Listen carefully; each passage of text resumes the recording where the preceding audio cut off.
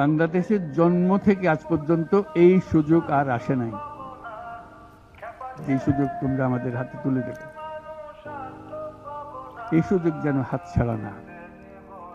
এই সুযোগ হাতছাড়া হলে বাংলাদেশের আর কোনো ভবিষ্যৎ থাকবে না।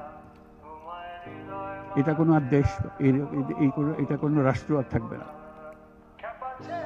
কাজে এটা যেন শুধু রাষ্ট্র নয়, পৃথিবীর সম্মানিত রাষ্ট্র হিসেবে প্রতিষ্ঠিত হতে পারে, যেহেতু তরুণরা এটার হাল ধরেছে। এই কারণেই এটা ভিন্ন, এই কারণে এটা ইউনিক, অনন্য। এই অনন্য একটা দেশ আমরা তৈরি করতে চাই।